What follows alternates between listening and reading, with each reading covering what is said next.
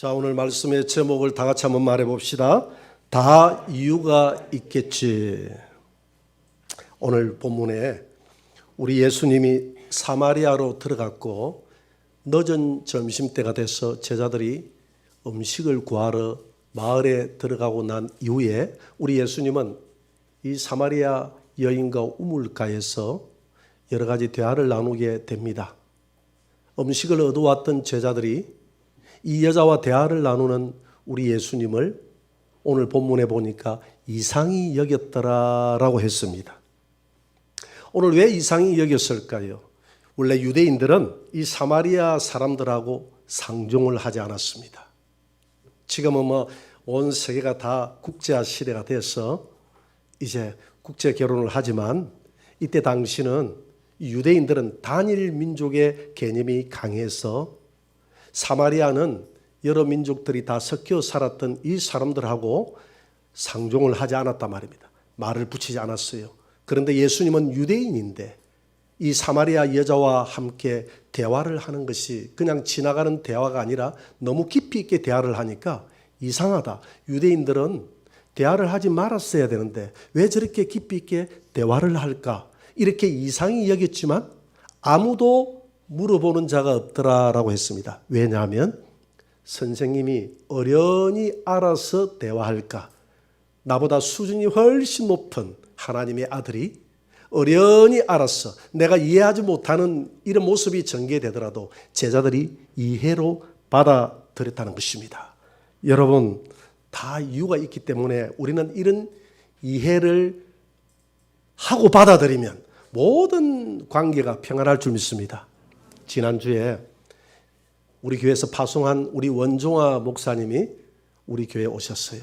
오후 예배에 사랑의 성기단이 왔다는 이야기를 듣고 교회에 참석해서 마치고 같이 밥을 먹으러 갔습니다. 가면서 나보고 그렇게 이야기해요. 목사님, 저는 요즘 시를 쓰고 있습니다.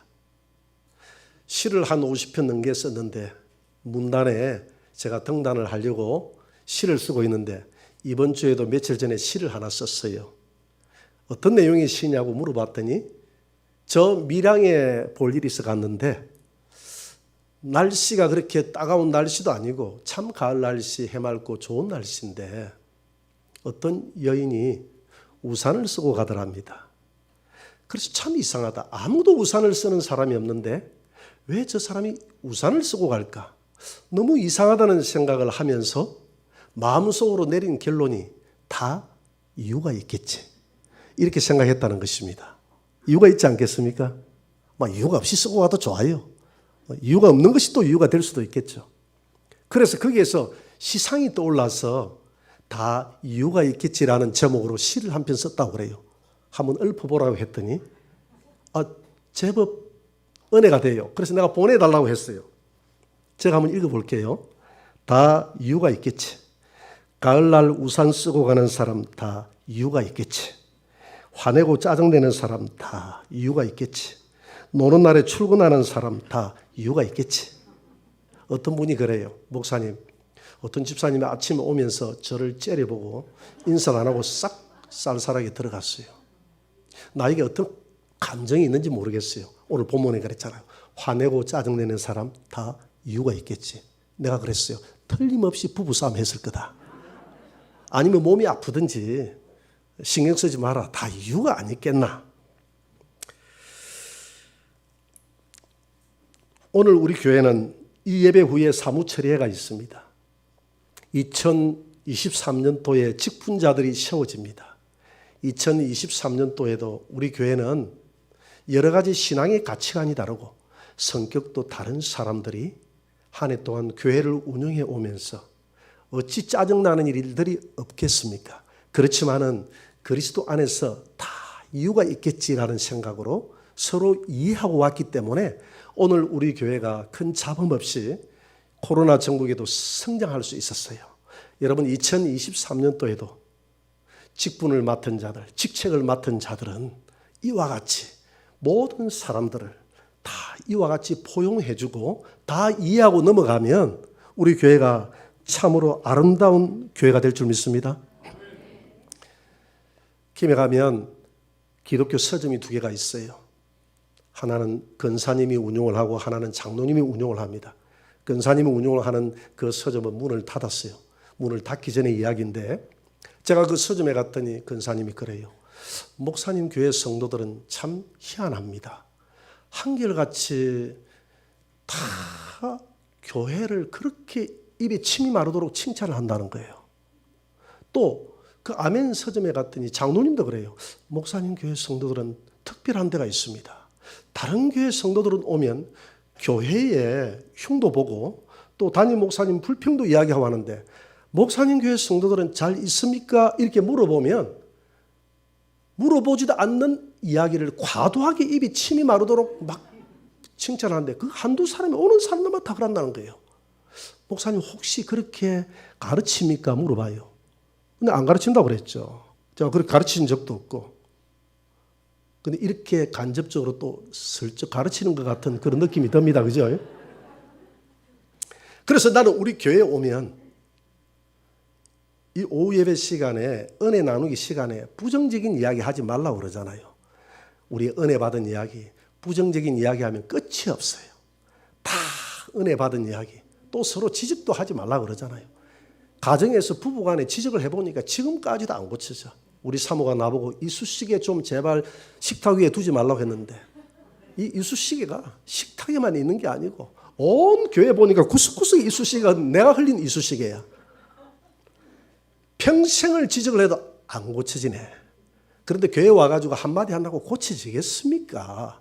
그러니까 함부로 고칠 생각하지 말고 서로 칭찬해주고 이해해주면 될 줄 믿습니다. 누가 고칩니까? 기름 부음이 너희를 고치나니 아무도 너희를 가르칠 필요가 없다. 할렐루야. 성령님이 오늘 말씀 가운데서 다 우리를 고치니까 여러분들이 선생이 돼서 고칠 생각하지 말라 이 말입니다. 좋은 이야기 다 이해만 하면 돼요. 할렐루야. 그렇게 하면 교회가 아름다운 교회가 될 줄 믿습니다. 제가 소속된 늘 이야기합니다마는 우리 예성의 목사님들이 손자 손녀들 칭찬을 그렇게 해요. 그래서 제가 옆에 목사님에게 물어봤습니다. 손자 손녀들이 그렇게 좋아요. 목사님 한번 딸 보고 낳아서 키워보라 하세요. 아들 딸 내가 낳을 때하고는 완전히 차원이 달라요. 너무 예뻐요.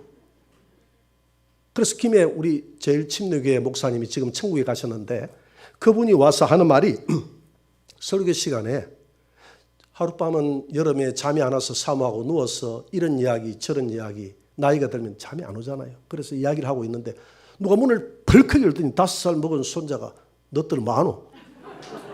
빨리 불 끄고 자라. 이렇게 하면서 문을 탁 닫고 가더라는 거예요. 누가 그랬느냐 하면 목사님이 이 애들 안 자고 있으면 늘 문을 열고 너들 뭐하노? 빨리 자라 했다는 거예요. 그걸 손자가 그대로 배워서 하는 거예요. 그 손자가 예뻐서 하는 말인데 옆에 있는 목사님이 내보고 기회되고 이야기를 해요. 그 손자 교육 좀 해야 되겠구만. 우리가 들을 때는 교육 좀 해야 된다고 생각하는데 할아버지가 볼 때는 모든 게 예쁜 거예요. 안 예쁜 게 없는 거야. 어떤 사람이 TV를 보면서 저 죽일 놈, 저 누구야 했는데 나중에 보니까 자기 아들이야. 그때도 죽일 놈이라고 할까요? 그때부터 아들을 이해하기 시작한 거예요. 그래서 이 기반이 뭔가? 사랑이에요. 사랑하면 이해 안 될 게 없어요. 사랑하지 않기 때문에 이해가 안 되는 거예요. 여러분, 2023년도 한 해는 주님의 사랑이 우리 안에 가득해서 모든 것을 품을 수 있는 그런 좀 바다가 되게 해달라고. 중금속도 더운 물도 뜨신 물도 구중물도 다 받아들이잖아요. 그렇지 않습니까? 그런데 바닷물이 다 정화를 시키잖아요. 나는 이 총지장 같은 내 마음을 좀 넓혀서 하나님 모든 사람을 좀 안고 가게 해 주옵소서. 이렇게 기도합니다. 저는 늘 진리의 문제는 이해의 문제가 아니라고 늘 주장해 왔습니다. 진리는 이해하고 타협할 수 있는 문제가 아니에요. 진리만큼은 단호해야 됩니다. 이단들하고는 인사도 하지 말라고 그랬어요. 저는 늘 비진리와 섞여서는 안 된다고 이야기합니다. 그렇지만은 진리의 문제가 아니라면 나와 다를지라도 이해하고 품고 나아가면 화평이 일어날 줄 믿습니다. 아름다운 열매가 일어날 줄 믿습니다. 이해하려고 노력하면 이해되지 않을 게 없고요. 이 세상에 이해되지 않을 게 없다 이 말입니다. 제가 개척 교회를 할 때 우리 양외용 형제 이야기를 자주 했습니다. 그 형제가 지금 우리 교회를 다니고 있다면 제가 이렇게 자주 이야기를 할 수가 없죠. 그런데 천국에 갔어요. 그런데 제가 늘 하는 얘기는 그분의 흉을 보는 게 아니에요. 열매가 아름답기 때문에 과정에는 다소 흉볼 내용이 있어도 아름답게 열매를 맺었기 때문에 제가 이야기를 하는 겁니다. 이분이 술을 너무 좋아해가지고 한 달 술 먹고 한 달 일하고 한 달 술 먹고 한 달 일하고 이렇게 하시는 분이에요. 그런데 그분이 첫 열매가 돼서 교회 왔으니까 제가 얼마나 좋겠어요. 그분을 정착시키려고 애를 썼는데 하루는 그래요. 목사님, 저 이제부터 술 끊기로 작정을 했습니다. 그런데 오늘 하루 마지막 제가 한 잔만 딱 하고 내가 술을 끊겠습니다. 목사님, 한 잔만 사주세요. 마지막으로 술을 먹고 끊겠다는데 제가 그 소원을 어찌 안 들어줄 수 있겠습니까? 그 뒤에 또 쏘갔지만 그날 이분을 데리고 여기 명동으로 넘어가다 보면 오른쪽에 저수지가 있는데 그 앞에 보신탕 집이 있어요. 그 집에 가가지고 소주를 한 병 시켜놓고 한 병만 더 먹읍시다 해서 그래 오늘 뭐 마지막인데 한 병 더 더서 해가지고 또 주인 소주 한 병 내가 시켜가지고 두 병을 시켜가지고 줬는데 그 옆집에 사는 김해모 교회 다니는 할머니 근사님이 그 식사로 와가 이 모습을 본 거예요. 제가 안면이 있기 때문에 인사를 했어요. 근데 이분이 뭐라고 소문을 내기 시작한다면 그 하늘영광교회 목사님이 그 양외용이 데리고 다니면서 같이 술 먹고 같이 이렇게 놀더라. 어떻게 소문을 이렇게 내버린 거예요. 그렇게 하면 되나 하고 그 누가 나한테 일러주더라. 그렇게 소문을 내고 다닌다고. 그래서 좀 생각을 바꾸면 안 될까요? 이렇게. 어떻게 저 개척교회 목사가 저렇게 술 먹는 사람 한 사람이라도 더 정착시키려고 술까지 받아 먹여가면서 저렇게 하는 거 보니까 참 불쌍타. 내가 쌀이라도 한 말 사둬야 되겠다 생각해가지고 쌀이라도 한 말 들고 와야 되지 않겠습니까? 그 생각의 차이예요. 다 이유가 있겠지. 할렐루야. 김준호 목사님이 청계천 광장에서 개척을 했습니다. 개척을 할 때 한번 사진을 한번 있으면 떼어보세요. 청계천. 70년도 청계천 마을이 어떤 마을인지 한번 보세요. 이게 70년도 청계천 마을입니다. 저기 들어가서 개척을 했다 이 말입니다. 저기에서 넉마주의 생활을 같이 했습니다. 한번 그 다음 넘겨보세요. 저렇게. 김준호 목사님 저들과 함께 저걸 메고 다니면서 그 다음 교회를 개척했어요. 넘겨보세요. 저게 1971년도에 개척됐던 청계천 교회입니다. 저게 이제 철거가 되고 남양주로 이사를 갔습니다. 한번 넘겨보세요. 남양주 교회 한번 넘겨보세요. 이게 남양주 교회고 저기 할빈 교회를 개척하고 저 교회 시대를 끝내고 다음에 구리 교회로 넘어갔습니다. 구리 교회 한번 보여주세요. 이게 마지막으로 지었던 구리 교회에 이 목사님이 저기에서 두레 교회입니다. 2011년도에 사직을 했는데 저 교회에 사직을 할 때 한 3천여 명의 성도가 저 교회에 형성이 됐습니다. 지금 아마 목사님이 한 90 정도는 돼갈 텐데 지금도 이제 퇴직금을 가지고 저분이 동두천에 가가지고 산에 7만 5천 평을 사가지고 거기에 수도원을 짓고 또 거기 영성센터를 짓고 대안학교를 짓고 그거 한번 넘겨보세요. 거기에서 퇴직금을 가지고 그 다음 넘겨보세요. 그 마을을 형성해서 공동체 생활을 하는데 저 마을이 지금 굉장히 이제 부촌으로 저기 성도들이에요. 뜻을 같이 했던 성도들이. 그래서 그분은 죽을 때까지 하나님 나라에 갈 때까지 이렇게 둘의 공동체를 만들어서 영성을 가르치고 말씀을 가르치고 성도들과 함께 했습니다. 지금은 아름다운 교회를 형성했지만 됐어요. 과거에 얼마나 힘들었겠습니까? 그래서 목사님은 성도들과 함께 넉마를 메고 다니면서 그들이 뭘 합니까? 소망이 없으니까 늘 그거 마치고 나면 휴지 팔은 그 돈을 가지고 막걸리 마시고 화투 치고 이렇게 했는데 목사님도 같이 막걸리를 마시고 같이 화투도 치고 이렇게 했다는 것입니다. 이런 모습을 사모가 옆에서 쳐다보니까 목회자의 상이 아니야. 그래서 사모가 하루는 당신이 나를 선택하든지 이들을 선택하든지 둘 중에 하나를 하라고 그랬답니다. 그래도 가정을 버릴 수가 없잖아요. 그래서 하나님 눈물을 흘리면서 아쉽게도 내가 가정을 버릴 수는 없으니 내가 이 일을 중단하도록 하겠습니다. 그렇게 생각했는데 그날 저녁에 자기 성도에게 전화가 왔어요. 포장마차 하는 성도가 포장마차 불법을 하니까 늘 잡혀가서 벌금 내고 나오고 하는 그런 사람이었는데 파출소에서 잡혀와서 하루 구류를 해야 되는데 목사님 우리 집에 아이가 내가 문을 잠가놓고 나왔는데 어떻게 됐는지 모르니까 한번 찾아가 봐주세요.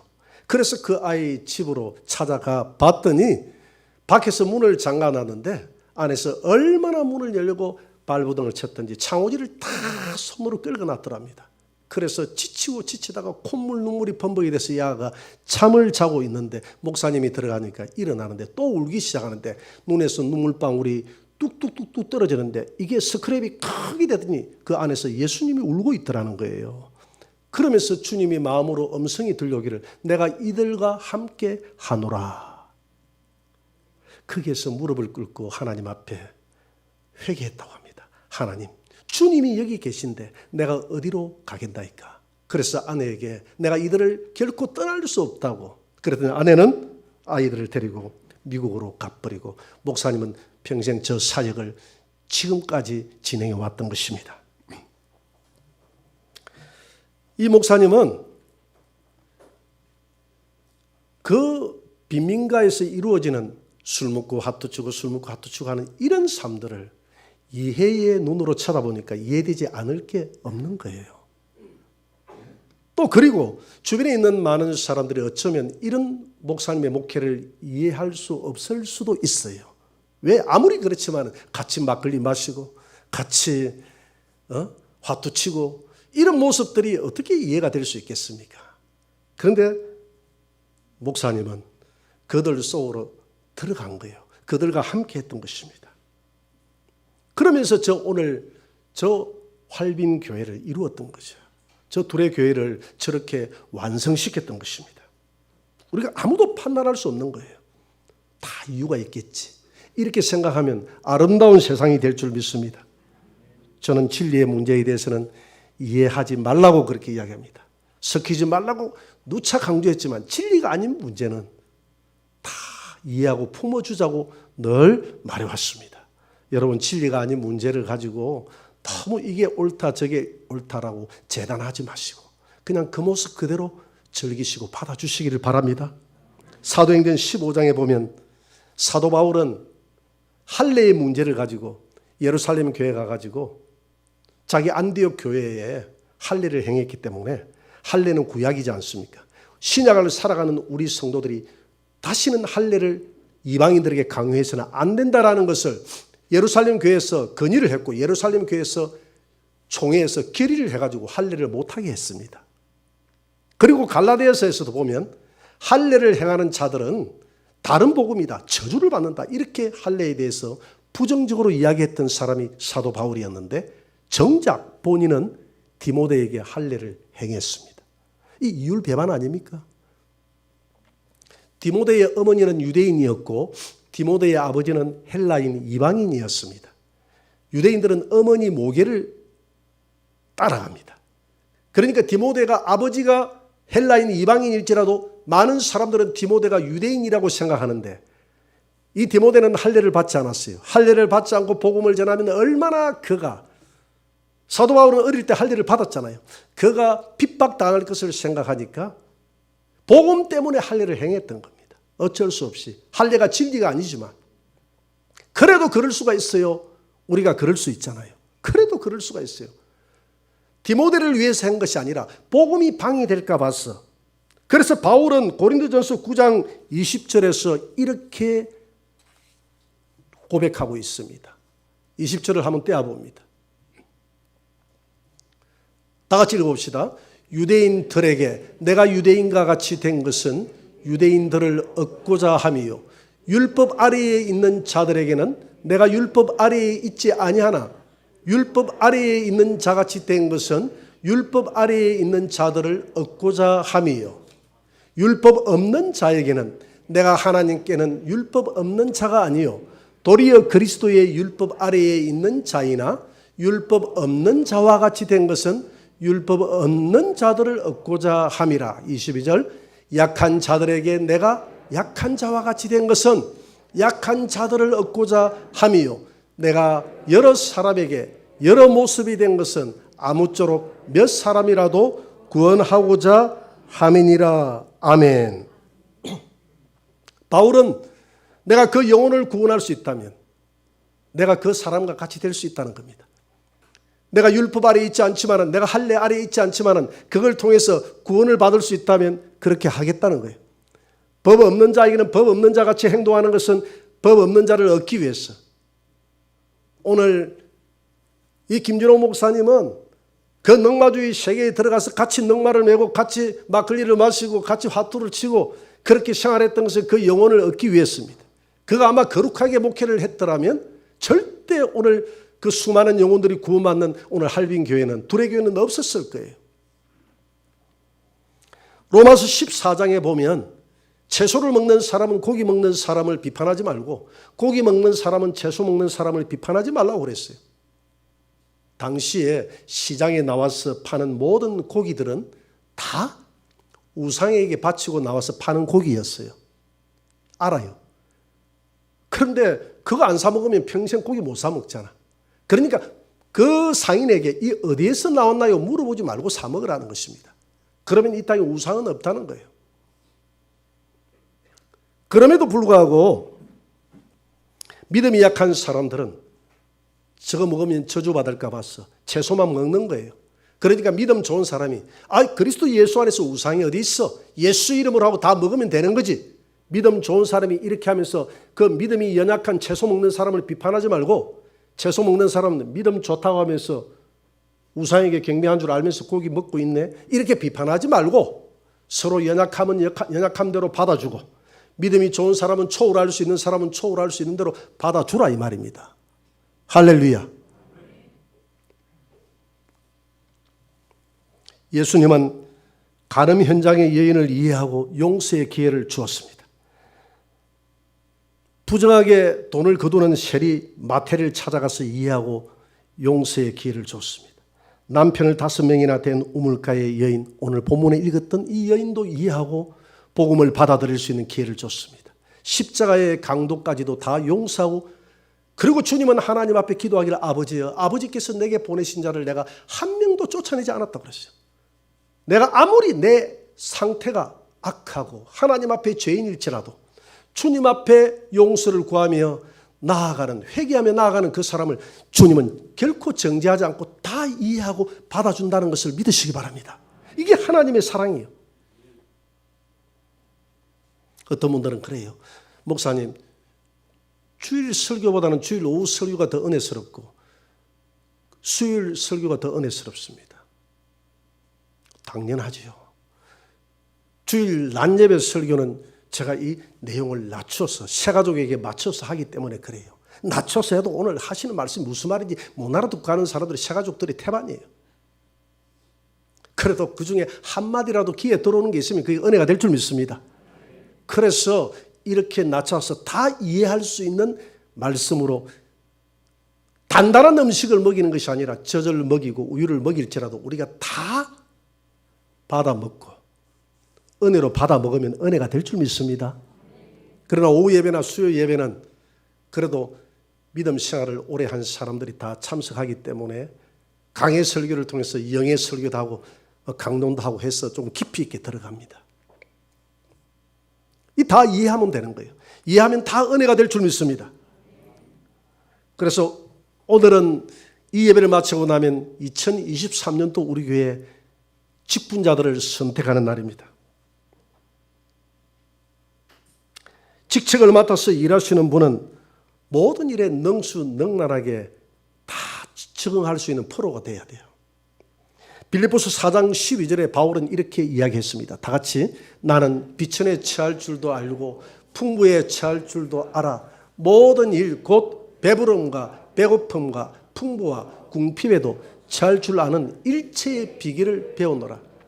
바울은요, 내가 잘 살아왔기 때문에 내가 부유한 사람들에게 가면 부유한 행세를 했고, 감옥소에 가서도 감옥소에 갇히지 않고 마음껏 자유를 누릴 수 있었고, 어떤 환경이든지 기쁨으로 살아갈 수 있는 일체의 인생 비결을 배웠다고 그랬어요.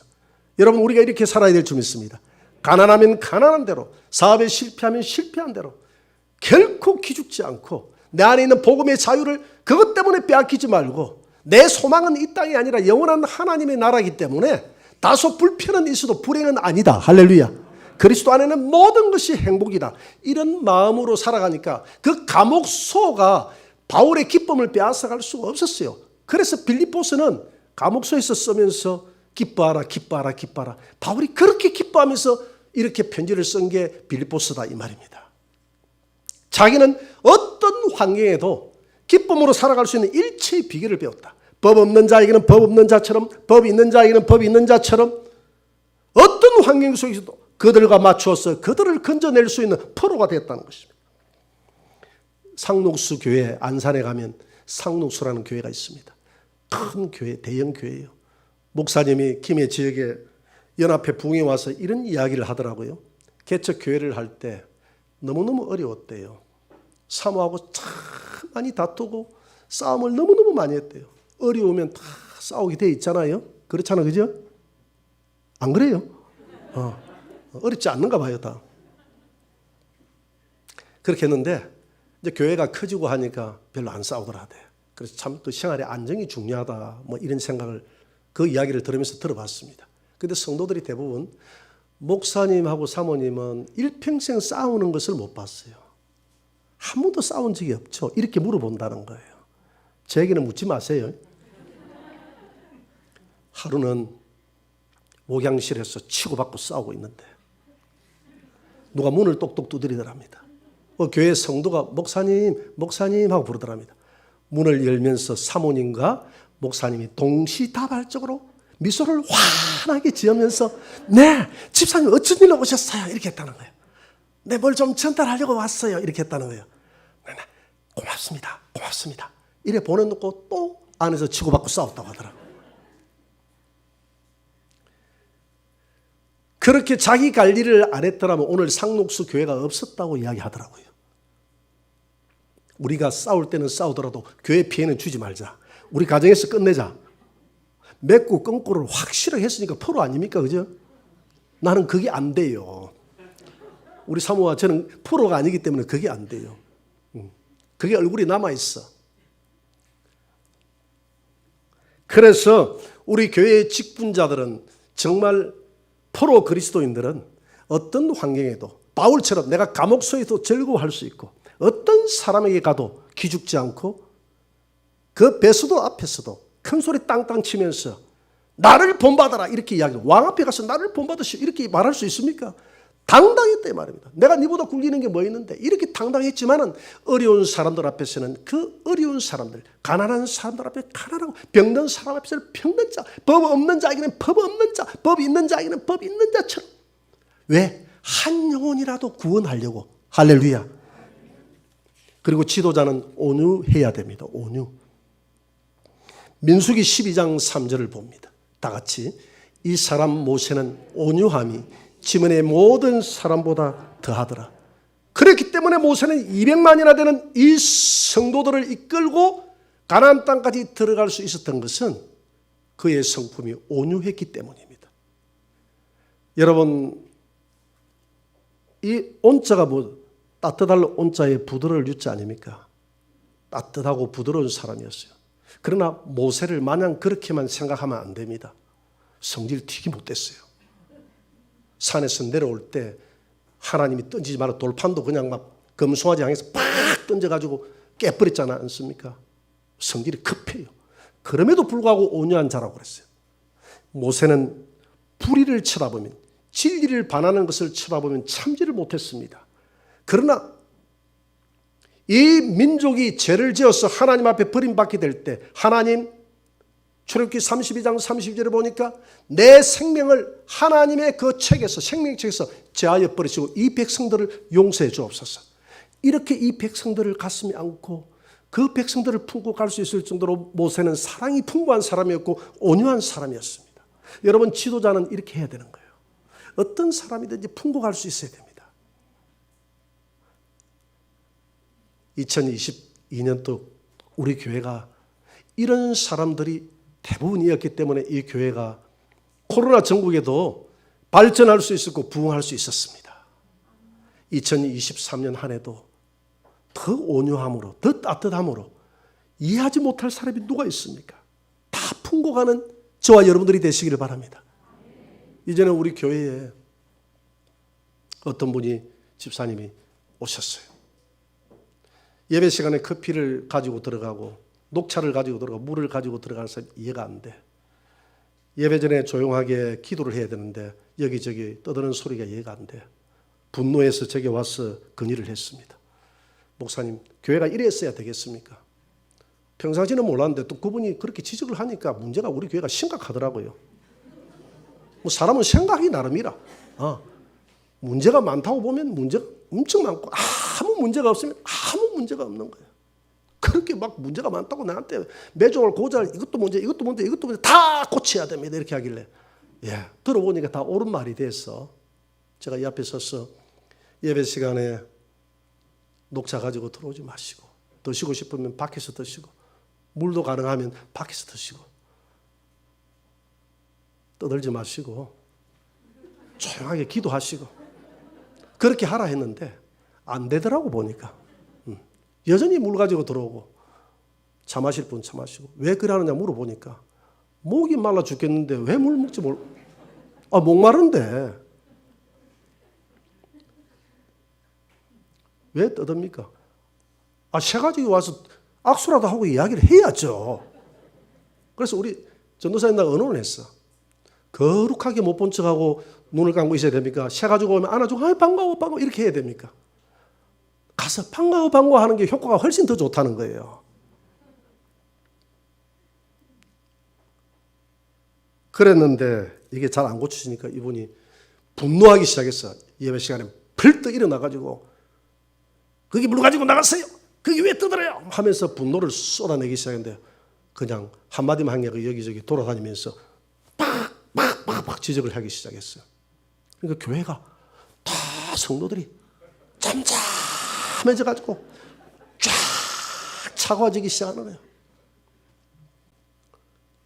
그리고 난 다음에 그분은 스스로 본인이 냈던 그 분노에 부끄러워서 교회를 못 나오겠다는 거예요.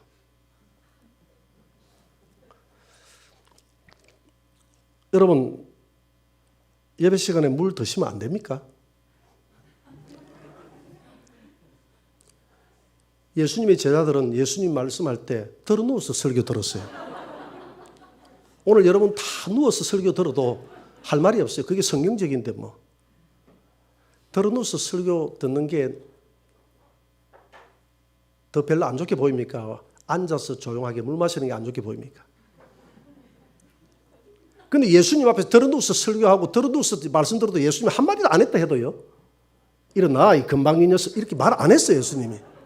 내가 누군데 내가 하나님인데 네가 건방지게 누워서 턱을 개고 내 말을 들어. 이래 안 했다 이 말입니다. 여러분 진리의 문제가 아니면 무엇을 수용 못하겠어요. 너무 그런 것 가지고 건의하는 거는 좋아요. 고쳐나가는 게 바람직하죠. 그렇지만 그게 안 고쳐진다고 해서 거기에 목숨 걸고 내 신앙의 진리를 왜 내 영혼을 버려버립니까? 진리의 목숨을 거세요. 진리가 아니면 다 수용하세요. 그래서 저는 물이 되었으면 좋겠다. 오늘 이게 물이 있는데 이 물은 이 컵에도 담기는 거예요. 이 둥근 원통형이에요. 사발에 넣으면 사발형이 되고 이게 네모에 넣으면 네모 형태가 되고 어떤 것이 더 담기는 거예요. 물 같은 성도는 어떤 사람에게도 담기는 것입니다. 사도 바울은 물 같은 성도였어요. 법 없는 자에게는 법 없는 자에게, 법 있는 자에게는 법 있는 자에게, 감옥소에서도 감옥소를 나와서도 왕 앞에서도 누구에게나 화목할 수 있는, 그러나 진리에 대해서는 단호하게 전할 수 있는 그런 멋진 포로 같은 믿음의 사람이 바울이었다 이 말입니다.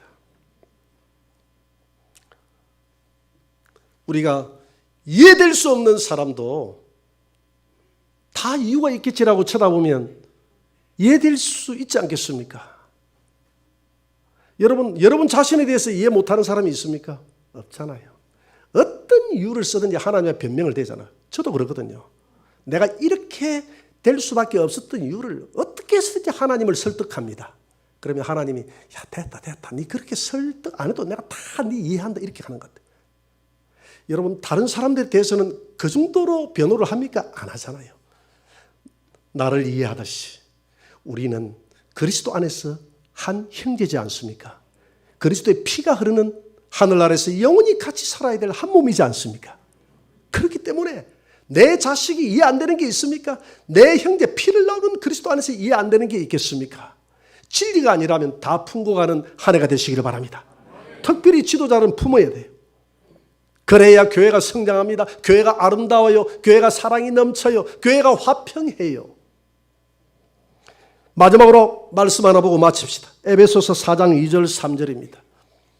다 같이 시작. 모든 겸손과 온유로 하고 오래 참음으로 사랑 가운데서 서로 용납하고 평안에 매는 줄로 성령이 하나 되게 하신 것을 힘써 지키라. 어떤 분이 제게 찾아서 그래요. 목사님 성령 충만하면 다 화평의 열매가 나타나야 되잖아요. 근데 어떤 분은 보니까 성령 충만하다 하면서 화평하지 못하고 늘 가는 데마다 분열이 일어나고 하는 걸 내가 어떻게 이해를 해야 됩니까? 그래서 제가 그랬어요. 성령 충만하다고 해서 화평의 도구가 되는 게 아니라 성령 충만하면 우리 안에 성령의 소원을 불어넣는다. 어떤 소원? 하나 되라는 소원을 불어넣는다. 힘써 지키라고 했으니까 내 안에 있는 성령의 음성에 힘써 내가 반응할 때 화평의 열매가 나타나는 것이지, 내가 거기에 성령께서 하나 되라는 말에 내가 반응하지 않는다면 하나 될 수 없는 것이다. 여러분 성령의 소원은 교회가 하나 되는 것이고, 할렐루야. 에베소서 4장에 보니까 예수님이 이 땅에 오신 목적은 성령 안에서 통일시키려고 왔다고 그랬습니다. 아버지여, 아버지가 내 안에, 내가 아버지 안에, 저들이 우리 안에, 우리가 저들 안에 있어 하나가 되어져서 하나님 나라의 영광을 저들과 같이 누리게 하여 주옵소서. 우리가 2023년도 안에는 진리의 문제는 단호하게, 진리가 아닌 문제는 다 이유가 있겠지, 다 품어주고 다 사랑으로 안고 가시는 그런 한 해가 되어져서 우리 교회가 하나 되는 아름다운 향기를 하나님 앞에 올려드리는 그런 교회가 되시기를 주의 이름으로 축원합니다.